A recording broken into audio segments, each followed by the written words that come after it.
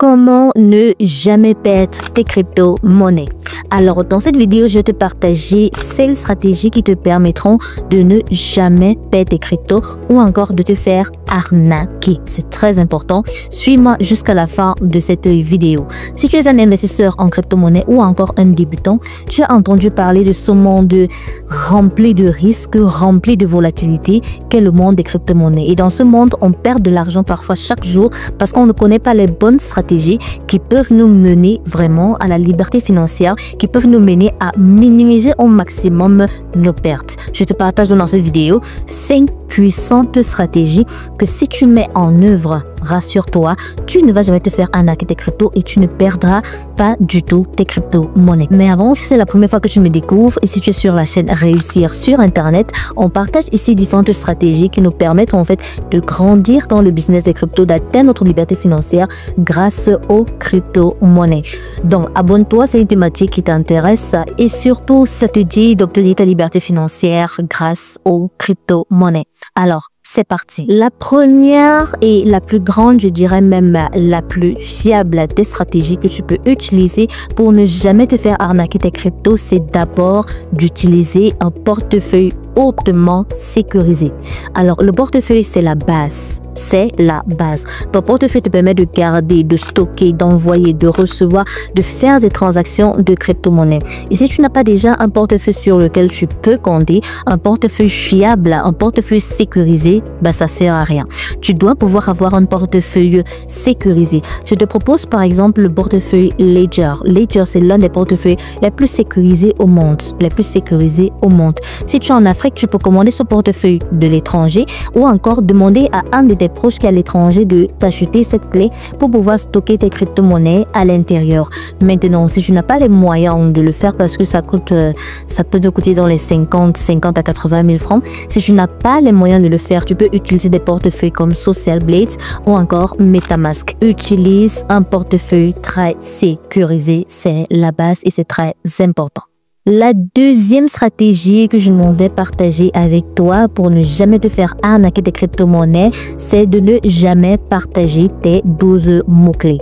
Tes 12 mots-clés, c'est déjà ta clé d'accès à tes crypto-monnaies. À chaque fois que tu vas ouvrir ou créer un portefeuille, on va te donner 12 mots-clés qui te permettront de te connecter à ton compte. Jamais tu ne dois partager ces mots-clés à qui que ce soit. Parce que toute personne, toute institution, tout hacker, tout individu en fait qui possède tes 12 mots-clés est susceptible de pirater tout ce qu'il y a dans ton portefeuille. Tout ce qu'il y a à l'intérieur. Donc, ne partage jamais tes 12 mots-clés.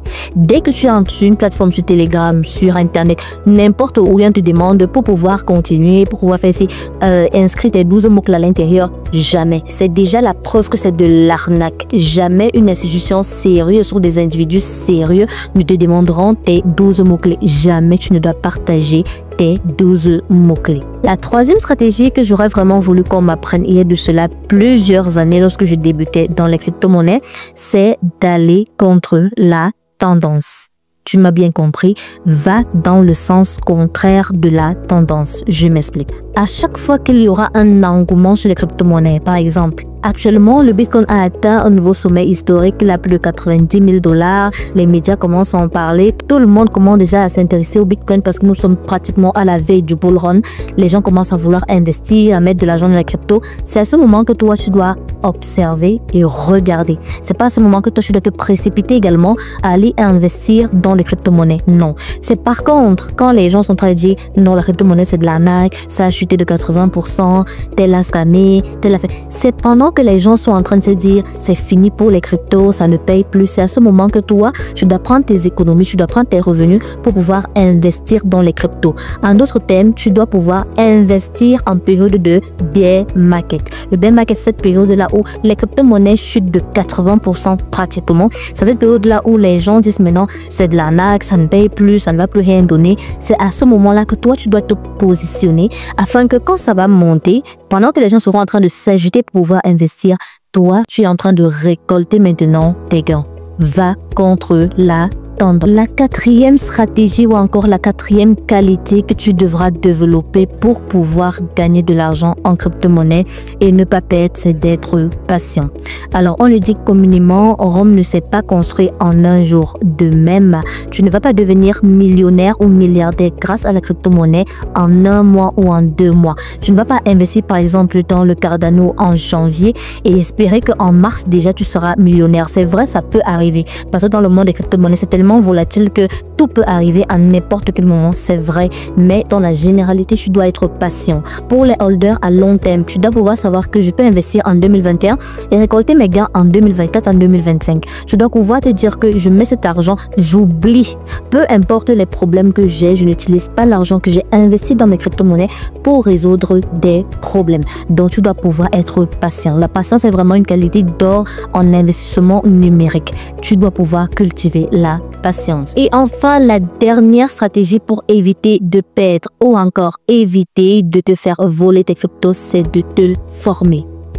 Tu dois pouvoir accumuler un ensemble de connaissances et de compétences qui te permettront de pouvoir gagner de l'argent. La crypto-monnaie est un domaine comme tous les autres. Tu dois pouvoir avoir suffisamment de connaissances, savoir comment tu dois gagner de l'argent, ce que tu dois faire et ce que tu ne dois pas faire. Et pour cela, il faut te former. Tu peux te former sur Réussir sur Internet, tu peux te former sur d'autres chaînes même de youtubeurs, tu peux acheter même des formations qui te prendront de A à Z, qui te prendront de 0 à héros, qui vont t'apprendre des bases et qui te permettront vraiment de comprendre ce que c'est que la crypto-monnaie. C'est important.